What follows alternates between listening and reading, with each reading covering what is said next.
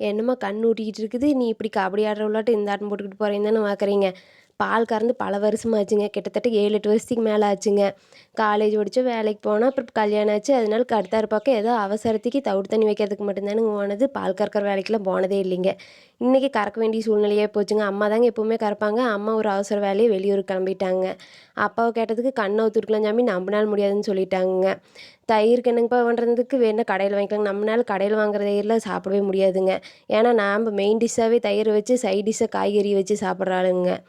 சரிங்கப்பா, நீங்க பையன புடிங்க. நானாச்சும் போய் இன்னைக்கு பால் கறந்து வாத்தர்றேன்னு தாங்க இந்த மாட்டுல பார்த்தீங்கன்னா, நான் பால் கறந்ததே கிடையாதுங்க. நமக்கு அடுத்த அருகிலேயே தாங்க இப்போ 5, 6 ஈத்து இருக்குது. ஆனா நான் பால் கறந்த வேலைக்கு போனதில்லைங்க. இன்னொரு மாட்டுல கூட ஃபர்ஸ்ட்ல கறந்துருக்கிறேனுங்க. ஒரு 7, 8 வருஷத்துக்கு முன்னாடி. சரி, நாம இன்னைக்கு இதுலயும் ட்ரை பண்ணிருந்தானுங்க போனேன். இந்த மாடு பார்த்தீங்கன்னா, யார பார்த்தாலுமே கொஞ்சம் முட்டை வருங்க. அம்மாவுக்கு நிக்குங்க. அப்பா முன்னாடிலாம் கறந்துட்டு இருந்தாங்க. இப்போவெல்லாம் கறக்கறது இல்லைங்க. சரி, இன்னைக்கு நம்ம தான் போய் கறந்துட்டு இருந்தாங்க. கறந்துட்டு உட்காந்துருந்தேன். பார்த்தீங்கன்னா, கண்ணு ஒரு பக்கம் ஊட்டிட்டு இருந்துச்சுங்க. நாம்ப ஒரு பக்கம் கறந்துக்கிட்டு இருந்தோமுங்க. நம்மளுக்கு அவ்வளோ ஸ்பீட்லாம் வரலைங்க. மொல்லமா தாங்க கறந்துக்கிட்டு இருந்தேன். பால் கறக்கிறப்ப தாங்க அப்பச்சி சொன்னது ஞாபகம் வந்தது.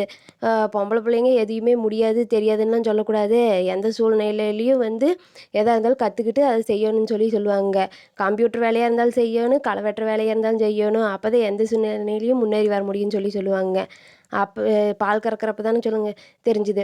அப்பச்சி சொன்னது கரெக்ட்டா தான் போச்சு. சின்ன வயசுலயே அதெல்லாம் கத்து வச்சிருக்கங்காட்டி தான் இன்னைக்கு ஒரு அவசர தேவைக்கு நம்மனால முடியுதுன்னு சொல்லிதாங்க. இந்த கதையெல்லாம் எதுக்கும்மா இங்க சொல்லிட்டு இருக்கீங்கன்னு தானே பார்க்குறீங்க. உங்க வீட்லயும் குழந்தைங்க இருக்கிறாங்க அப்படின்னா, கண்டிப்பா எல்லா வேலையுமே கத்துக் குடுத்துருங்க. அது அவங்களுக்கு டெய்லி யூஸ் ஆகுதோ, ஆகலையோ, என்னைக்காவது ஒரு நாள் ஒரு அவசரத்துக்கு நம்மளுக்கு உடம்பு முடியலைன்னா அப்படிங்கையில கண்டிப்பா அந்த வேலை அவங்க செஞ்சுருவாங்கங்க. எவ்வளோ பெரிய பொசிஷன்ல இருந்தாலுமே, அவிய அப்பா, அம்மானால முடியலைன்னா, அவங்க செய்யணும்னு தானங்க நம்ம பார்ப்போம். இதுக்கெல்லாம் ஆள வச்சுக்கலாம், மிஷின வச்சுக்கலாம்னு சொல்லி நெனைப்பீங்க.